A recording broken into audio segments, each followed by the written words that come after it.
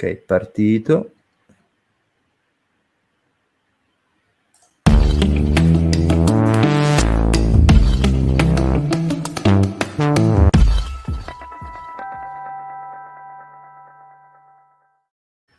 Salve a tutti, nuova puntata di Soundtrack City con me Massimo Privitera di Colonne Sonore. Ciao Massimo.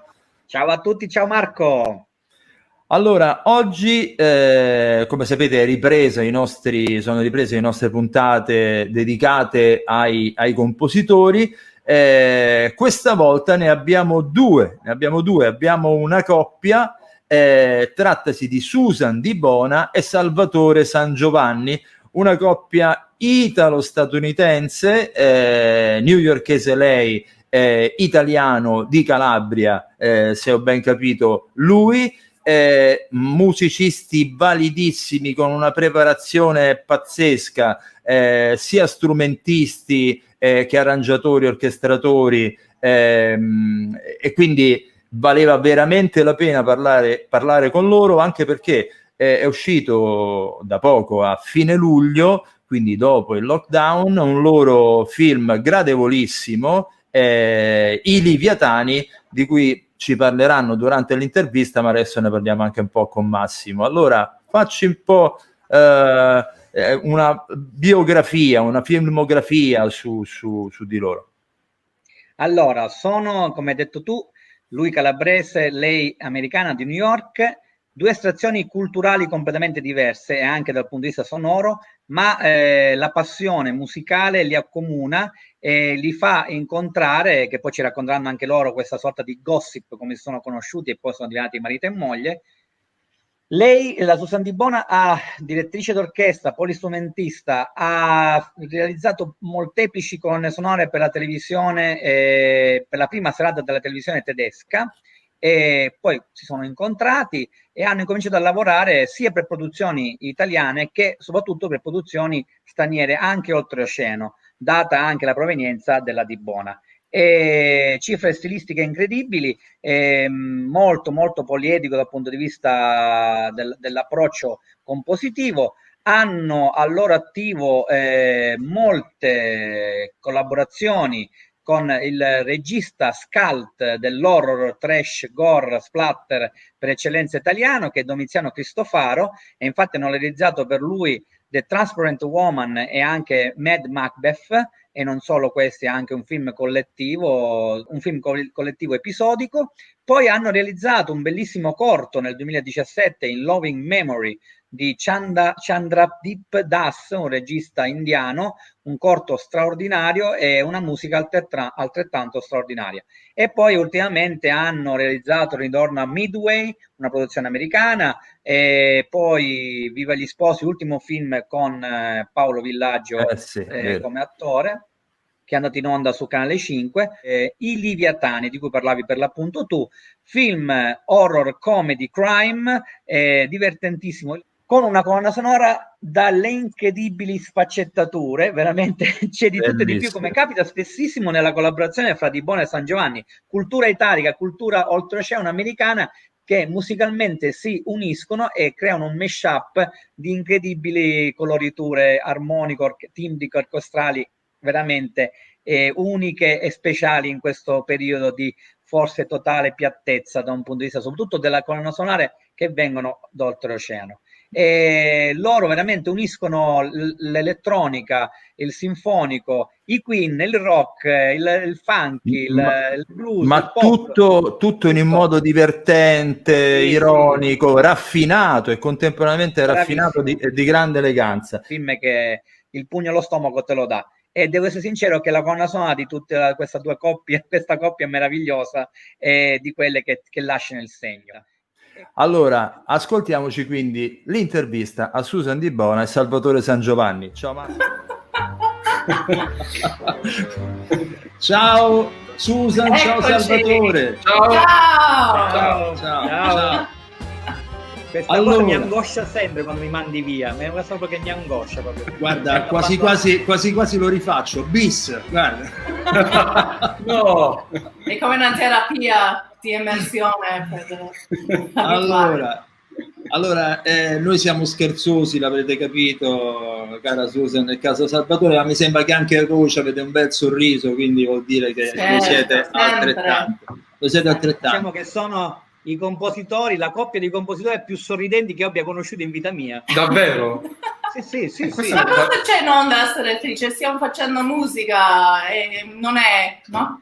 Non stiamo facendo chirurgia del cervello, stiamo facendo cose divertenti, vero? Assolutamente sì, dovrebbe essere divertente. La vita essere sempre. Sì. Bravissimo. Vivete anche al di fuori della pazze città cinematografiche e quindi forse anche fuori dallo stress o no? Perché raccontateci un po' questo per iniziare, dove avete lo studio, dove vivete? Allora, noi viviamo praticamente al mare, hai detto benissimo. Siamo 6-7 mesi giù in Calabria, proprio sul mare, quindi questo ovviamente siamo molto fortunati. Siamo c'è solo tipo il nostro vicino è il pecoraro con le capre che un po' grida. le capre, c'è lui che litiga. E se ascolti molto bene senti ogni tanto un gallo magari dietro. Quella è la cosa più stressante, anche perché viviamo da soli, quindi siamo in questa casa isolata e il resto del tempo a Berlino o in giro dove capita.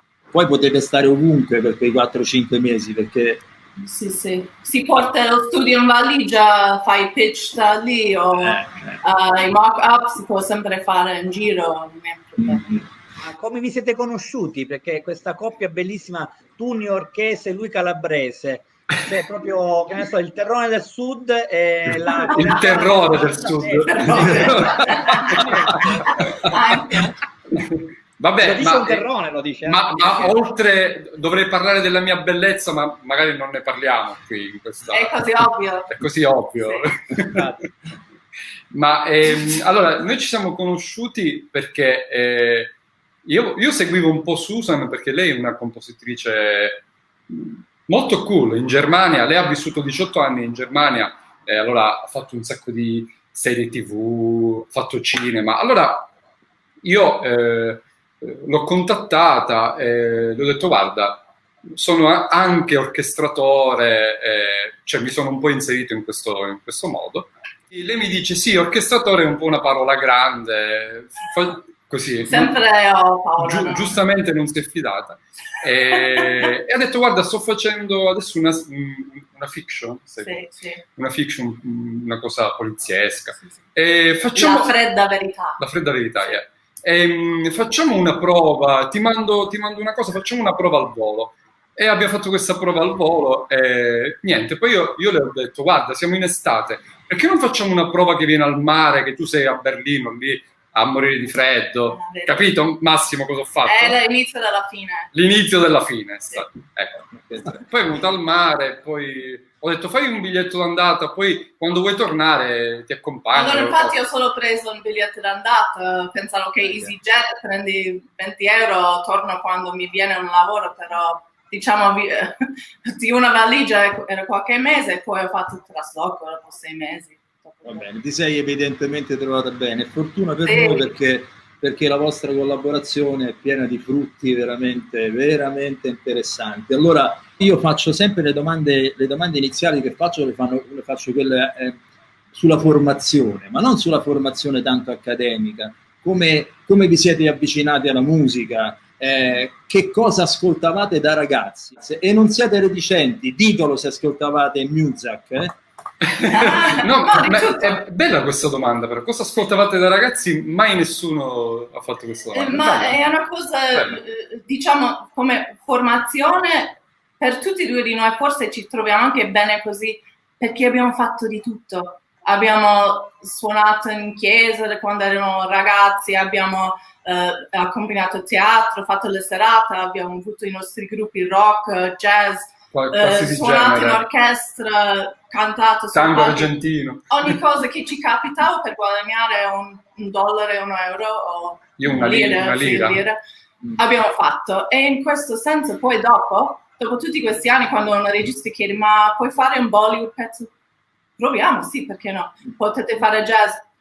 Penso di sì, mi ricordo che facevo. Allora, e questa è la cosa, mai chiudere la mente. E così è stata la nostra formazione, meno questa cosa di leggere troppi libri, un po' una cosa più osmosi, diciamo.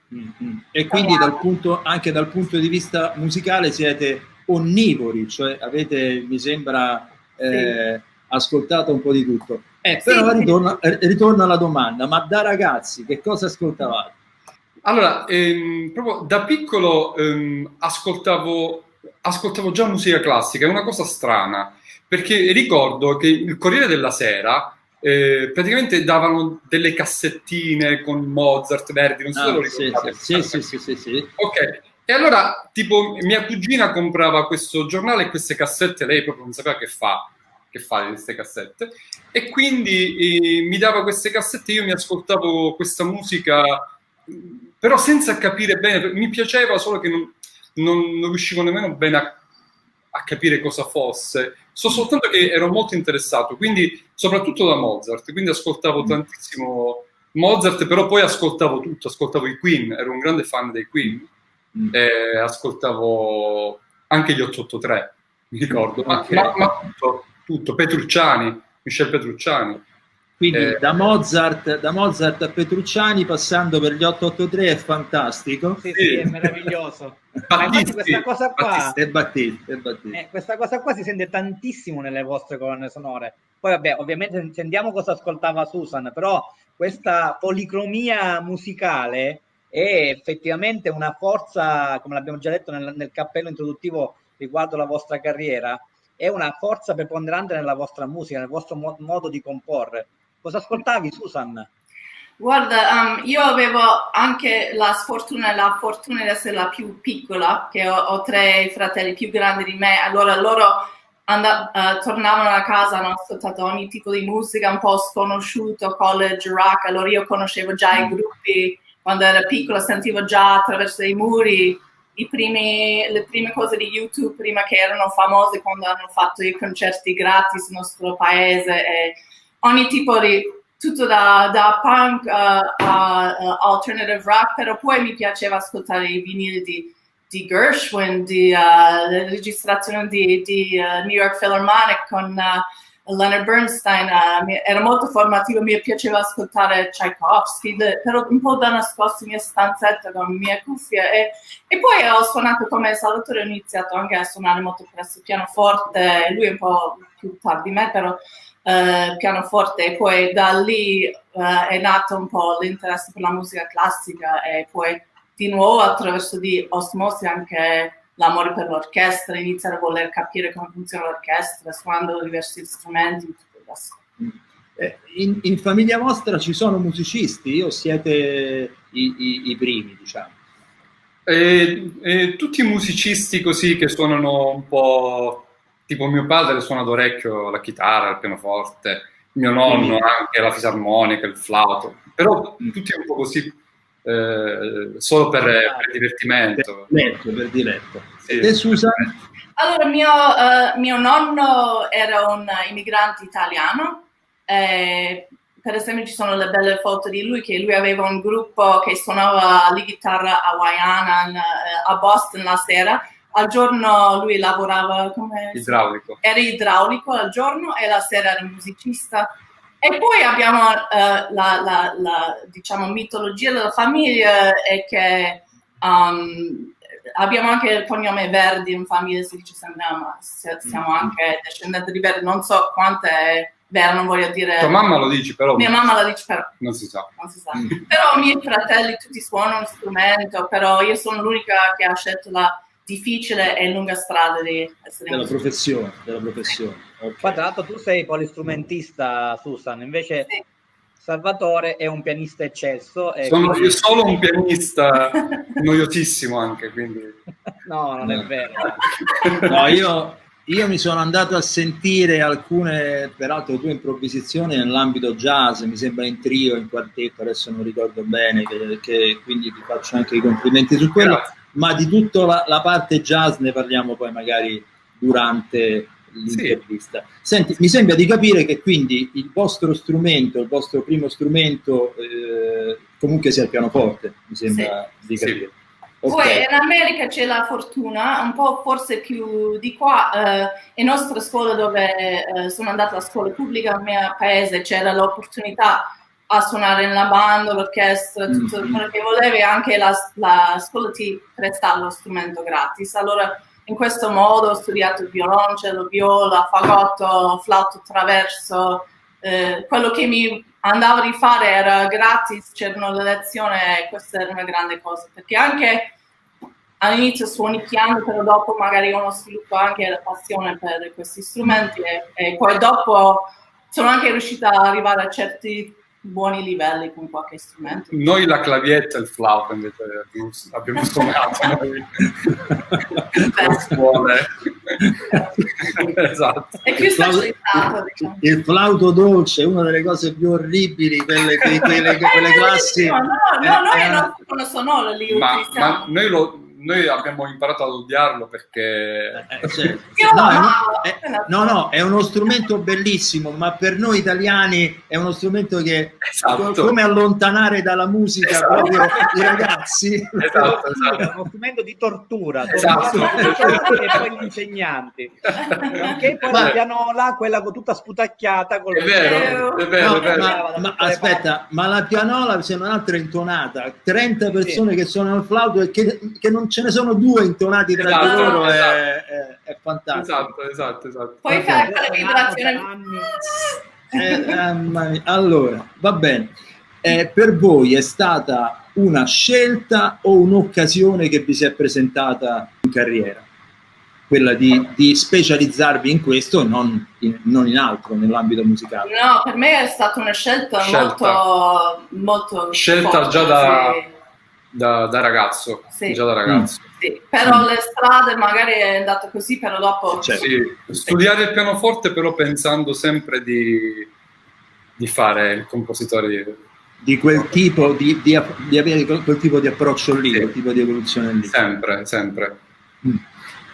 Senti, allora a questo punto parliamo della vostra filmografia, che a un certo punto si è incrociata, no? Evidentemente. Qual è stato il primo lavoro che avete fatto insieme? 2014 The Transparent Woman con Domiziano di Cristoforo, nostro caro amico. Ah, sì, che ho visto. Lui ci ha un po' portato insieme, quello è stato lui anche che ha un po' scoperto. Grande. Abbiamo detto perché Salvatore più o meno è quello che ha fatto il contatto a Domiziano e poi ha detto ma perché non facciamo insieme? Perché era un po' all'inizio in Italia, già sta facendo altre cose, poi pensavamo proviamoci e poi da lì in poi abbiamo sempre solo insieme. E da quanto vedo ne avete fatti tanti di film con lui, che si chiama Cristoforo. Ne hanno fatti due, che hanno fatto questo qui e Mad Macbeth.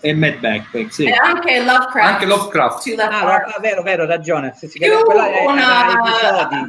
Più una pubblicità, più altra cosa che è andata sul Milan Fashion Week. Ci sono un paio di altre cose che abbiamo fatto insieme. Volevo capire, ma già Cristofaro è un regista molto, come lo chiamano, come oggi li chiamano, quelli scult, cioè non sono quelli cult, ma sono quelli che adottando il genere più gore, splatter, comunque essendo anche estremi nel modo di fare regia, di approcciare un genere che passa dal thriller all'horror, al fantasy, al fantascientifico in maniera sempre molto aggressiva, molto particolare.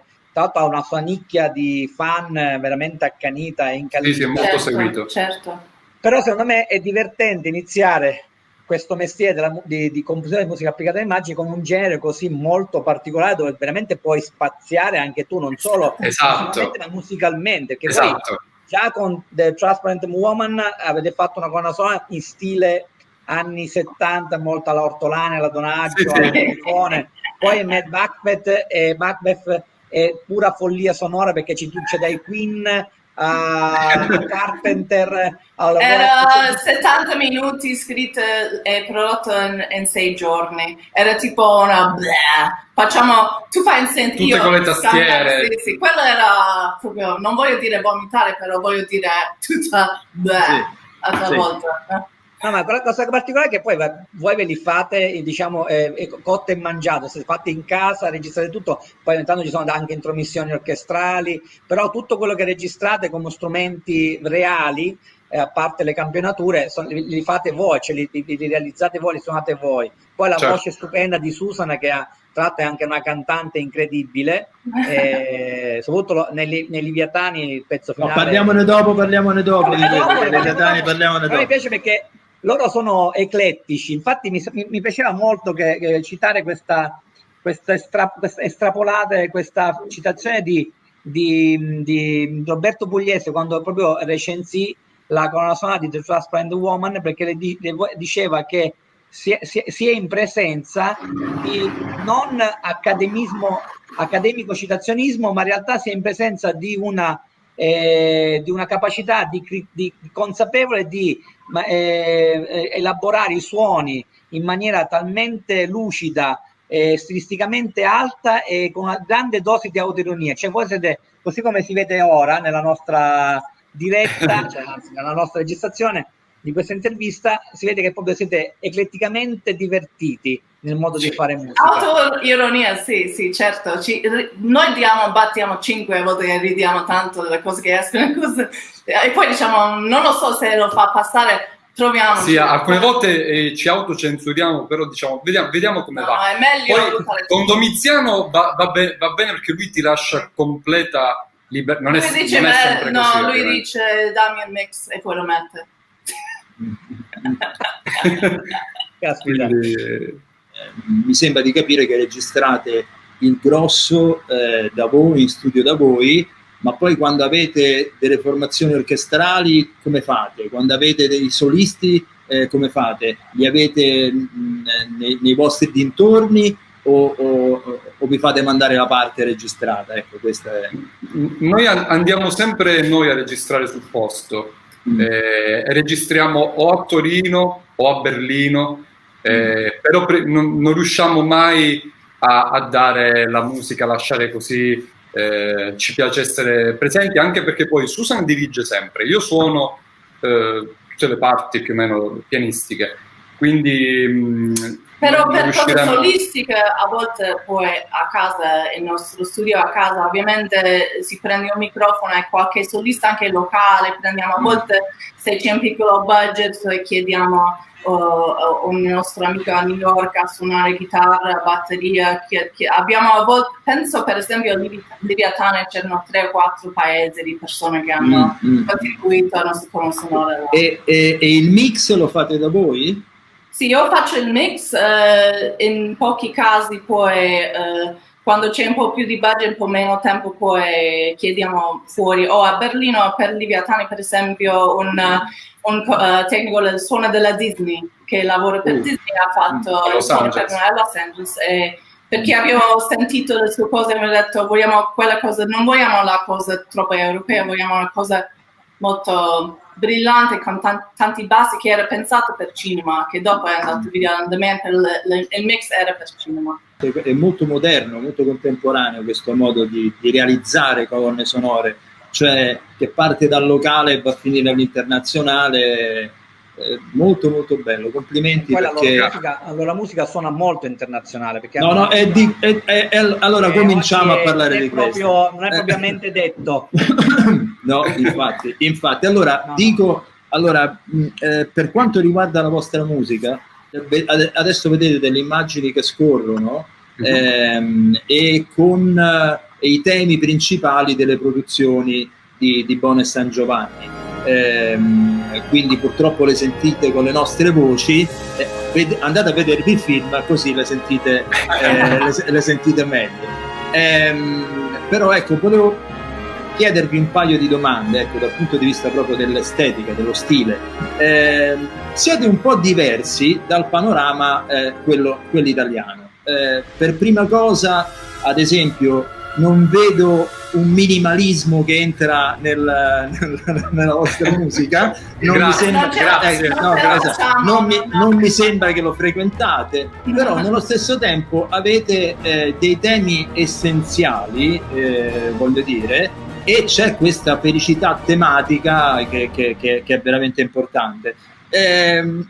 vedo che c'è un approccio orchestrale di tipo americano, vedo che il jazz che trapela qua e là l'amore, via discorrendo, vedo tanti materiali musicali che ad esempio prima Massimo chiamava citazioni. No, non le vedo citazioni, io li vedo tutti allegramente insieme, con grande senso di gioia, ecco, di gioia.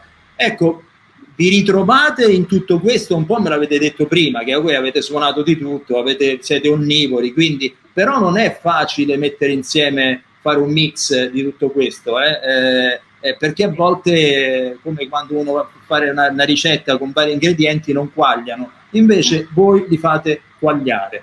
Sai che vuol dire quagliare, Susan? Uguagliare? Quagliare. No.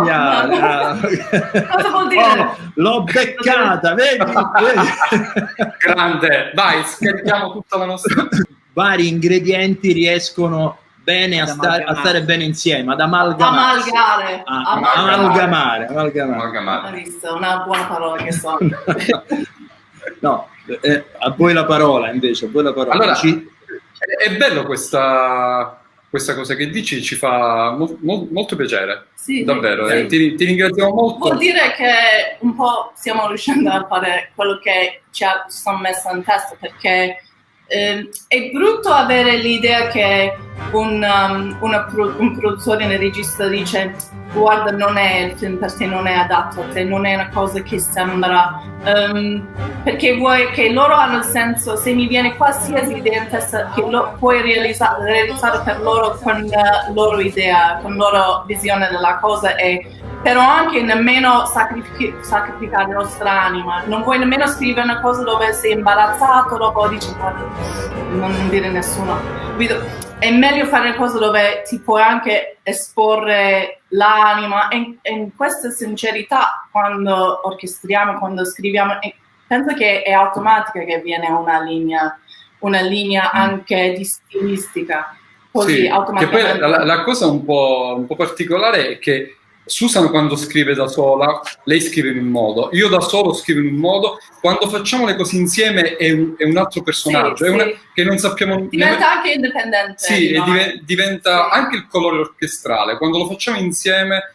Sì, magari a lui viene una cosa che io non farei mai, e io ho un'idea che lui non avrebbe, poi dopo si trasforma in una nuova cosa che nessuno avrebbe potuto concepire da solo. No, mi piace fare una notazione sul fatto che giustamente poco fa Marco diceva che io ho fatto questa menzione del citazionismo. In realtà quando io menziono, che in realtà non era mia ma era di Roberto Pugliese, caro collega di Colonne Sonore, no, ma il problema è che quando anche io parlo di citazionismo, questa cosa vuol dire che non si è capaci, cioè non si plagia, ma si è capaci di rimandare ma con una propria cifra stilistica ben preponderante, che comunque denota cultura, studi, e che oggi purtroppo molti non abbondano in questo, e soprattutto anche la capacità di essere divertenti e di autodivertirsi nello scrivere, che non è veramente semplicissimo. Certo. Io lo dico sempre, per esempio, voglio citare questa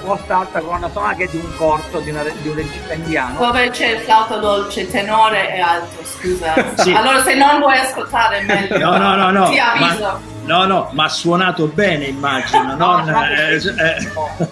Suonato bene, tanto colonna sonora di un corto che sarebbe stata bellissima anche in un lungometraggio. Quando l'ascoltai la paragonai a Nemiche Amiche di Williams e a Forrest Gump di Silvestri. Oh my God. Per l'intensità emotiva, per l'intimismo che viene fuori da tutta questa scrittura, che è veramente qualcosa che, come si dice a Roma, strappacore, che è straziante, giusto?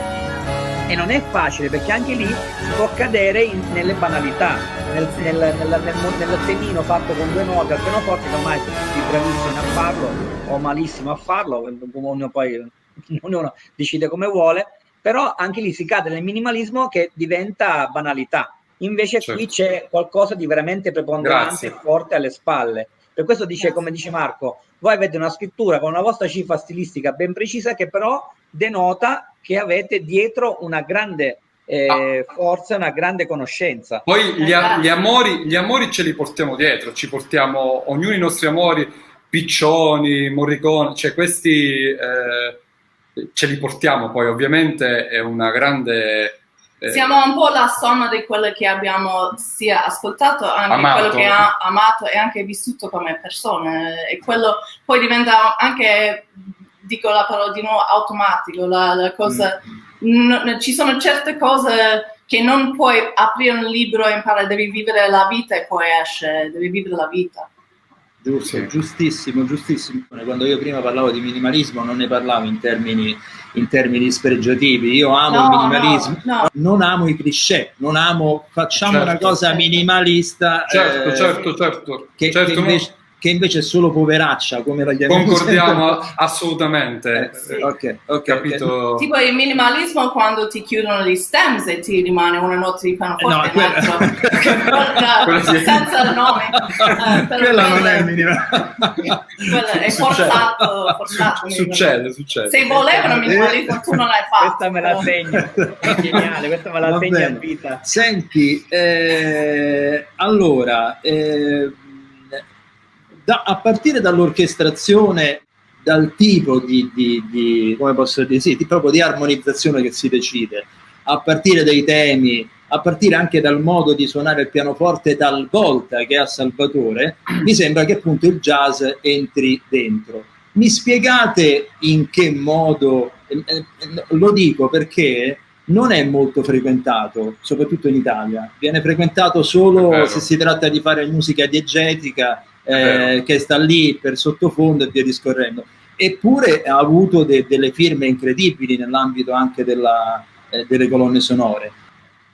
Voi che invece lo utilizzate, secondo voi perché non viene utilizzato molto spesso, soprattutto in ambito italiano, ma io direi anche in generale, anche in ambito europeo? Non mi sembra di vedere grandi, come posso dire, grandi produzioni che vanno in questo senso. Allora, il jazz, io ad esempio, io ho fatto gli studi classici, quindi ho studiato pianoforte classico, tutte le cose più classiche che si possono fare, e il jazz l'ho fatto un po' come autodidatta. Ho fatto qualche master così, però sono un autodidatta. Un autodidatta innamorato però di Piccioni. Quindi c'è quella grande influenza che in quegli anni c'era tantissimo questo linguaggio, voi lo sapete benissimo, Umiliani, tutta quella roba lì, e oggi io non lo so bene, è una domanda molto difficile questa, perché non lo so, forse non viene visto, magari in Italia non viene visto come una cosa, come una possibilità, non viene visto come un linguaggio da associare al cinema. Infatti spesso è indotta la cosa, non c'è una reale richiesta, fate una cosa. Magari uno lo butta dentro un po'. Magari noi, perché non facciamo una cosa un po', dico guarda, ma non lo so, ti faccio sentire, allora poi non devi dire che è jazz, devi dire un'altra cosa. No, io lo dico perché prima parlavi di Piccioni, no? Io mi ricordo i titoli di testa del film Il Sorpasso, non so se sì, come no. Stiamo parlando degli anni 60 e in quel momento lì un tipo di scelta era considerata fattibile. Sì, certo. Io un'altra cosa che ricordo ultimamente, non so Massimo, ne abbiamo parlato su un post di un amico compositore, che quando Hitchcock e Bernard Herrmann hanno litigato, perché Hitchcock cercava una colonna sonora più sullo stile alla moda di quel tempo, cioè jazz e via discorrendo. Quindi c'è sempre stato.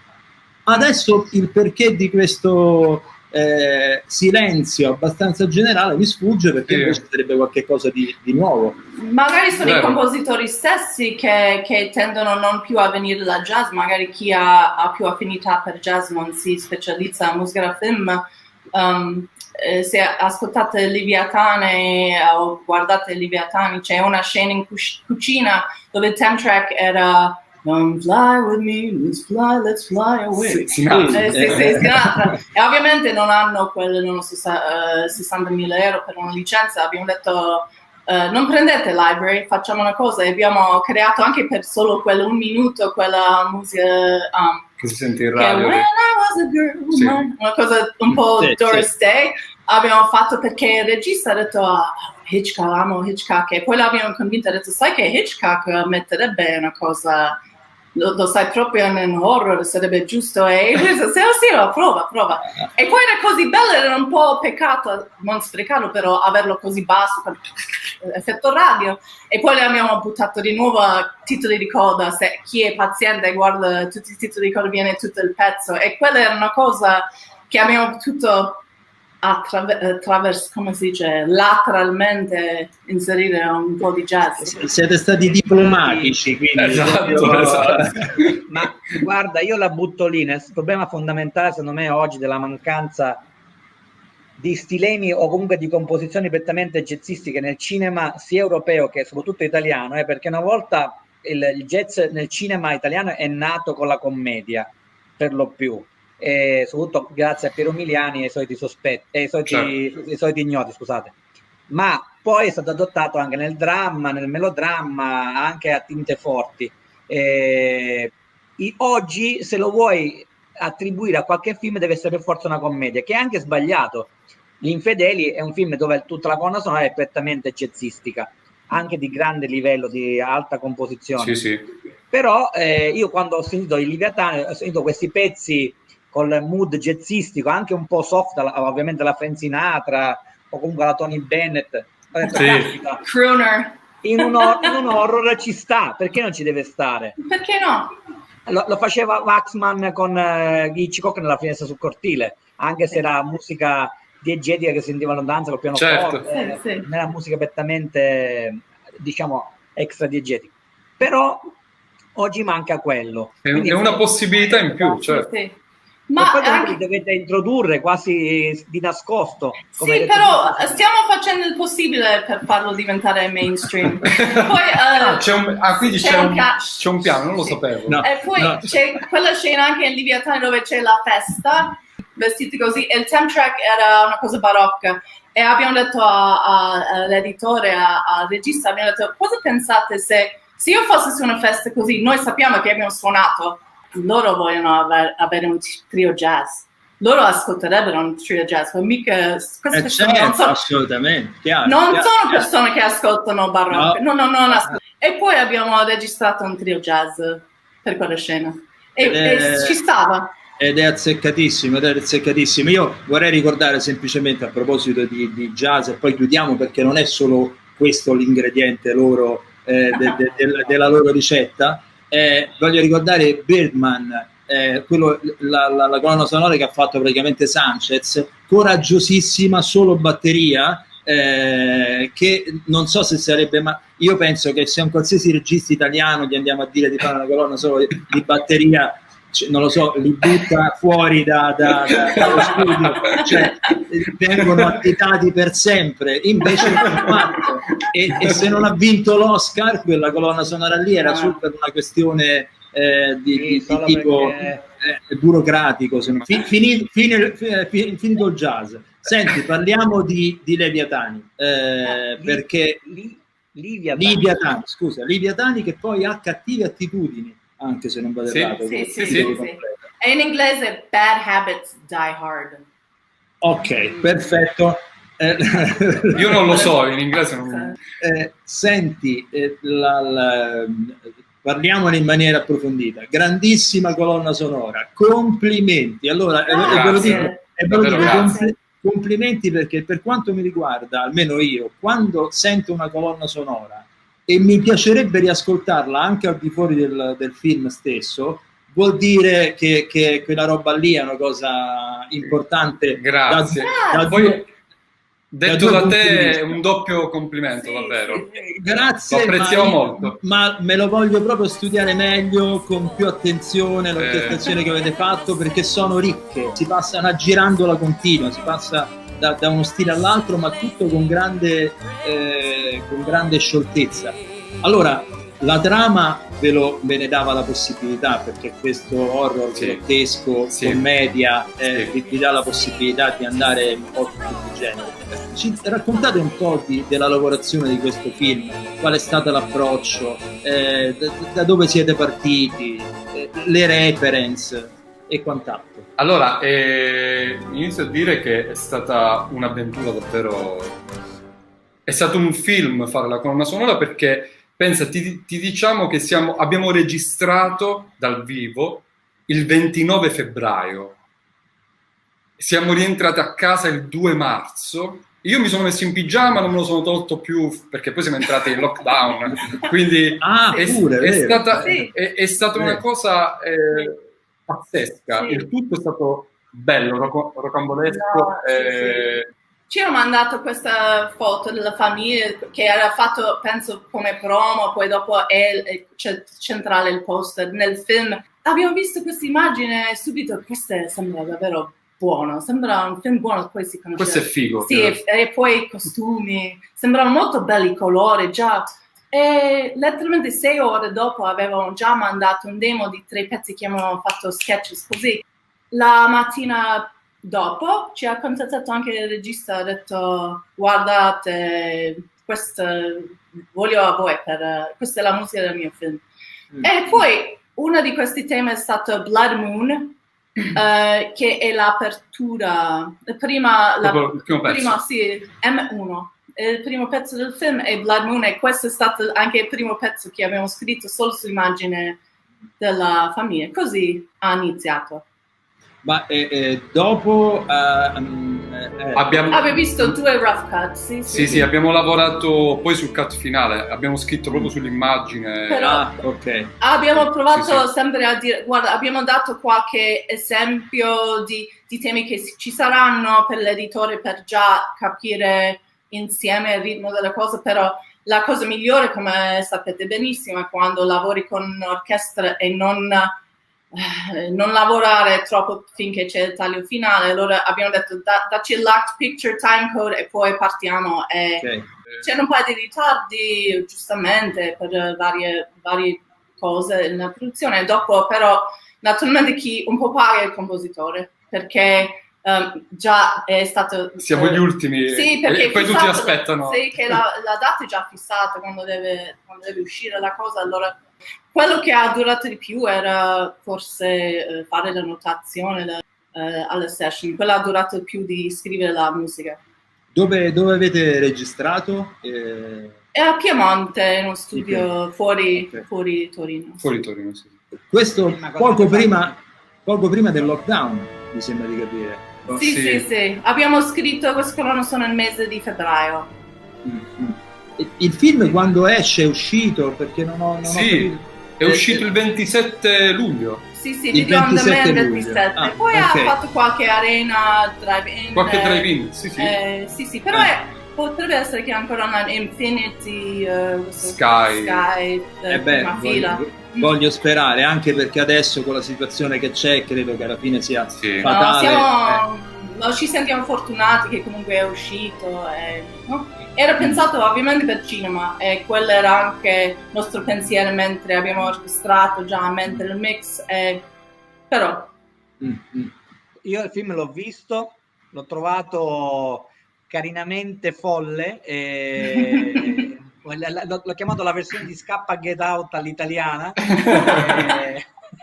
Però gli attori sono tutti in parte sono perfetti. E la cosa fondamentale è che la vostra musica accompagna il ritmo grottesco, folle, orrorifico fin dall'inizio fino alla fine in maniera veramente sublime, perché secondo me è una delle vostre colonne sonore migliori, e io vi conosco abbastanza, perché poi ci mandiamo i messaggi vocali in cui faccio i commenti private delle vostre colonne sonore.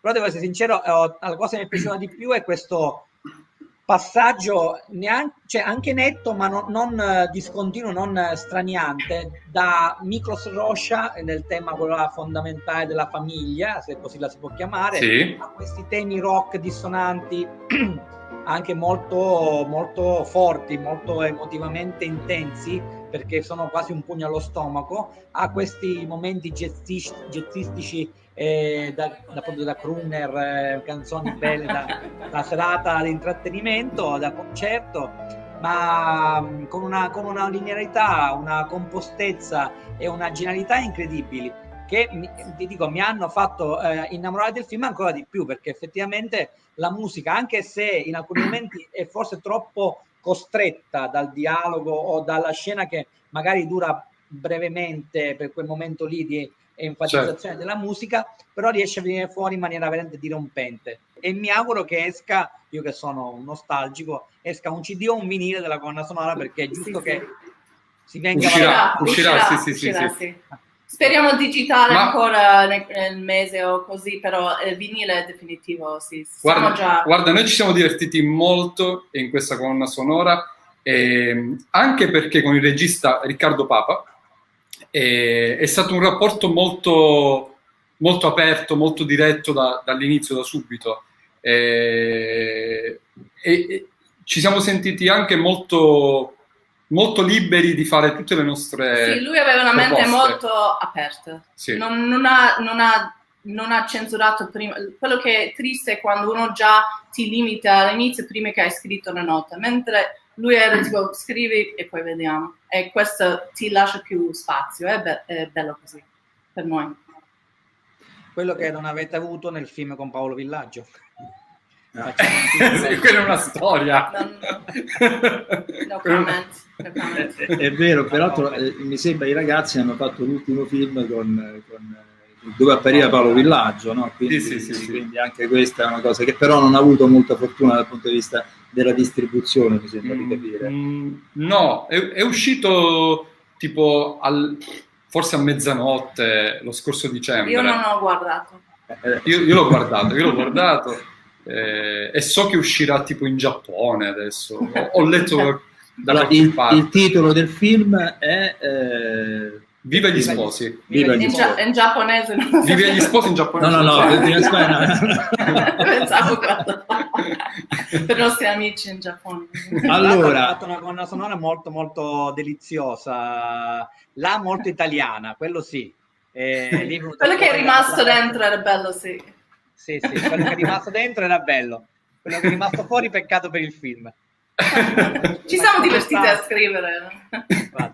Nel casting di Liviatani c'è un mio amico carissimo che è un attore, che è Babà Carini, quello che fa la parte del Clochard, che io gli do un abbraccio fortissimo e lui sa perché. Gli do un abbraccio fortissimo e ti voglio rivedere presto, quindi qui in Italia. E a parte questa mia, permettetemi una citazione, io volevo concludere con una domanda che facciamo a tutti quanti, ma a voi in particolar modo. Innanzitutto mi dice Massimo che la canzone stile anni 60 che fa parte della colonna sonora la canta Susan, è vero? Sì. È vero. Allora è troppo. Perché io voglio nascondermi che non, se dico che sono cantante che pensano che faccio solo quello e poi un po'...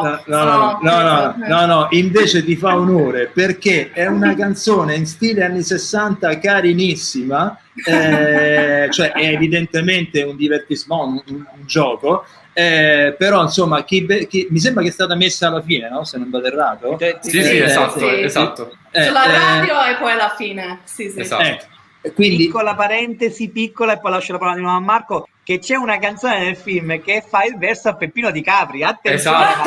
Esatto. Che abbiamo fatto un casting, un calabrese, un cantante calabrese che canta in quel modo, abbiamo detto pazzesco. Posso dire un segreto? Poi abbiamo tirato un po' in ritardo tutta la voce per farlo ancora più pluralistico. Sì. Okay. E secondo me basterebbe questo per far capire come si divertono e come trapela questo loro divertimento nel fare le colonne sonore, e ve lo dico di cuore, complimenti proprio per grazie davvero. Grazie perché anche che possiamo esserci oggi, è divertente. Sì, noi seguiamo la tua trasmissione, siamo fan, quindi essere anche... Sì. Va bene, vi ringrazio, io vi saluto, ci sentiremo prestissimo a ogni vostra uscita cinematografiche o serie televisive vi faremo sentire, ci faremo sentire perché ve lo meritate. Grazie, grazie davvero. Susan Di Bona, Salvatore San Giovanni, saluto da Marco Testoni. Ciao ragazzi. Ciao Massimo, ciao Marco. Ciao.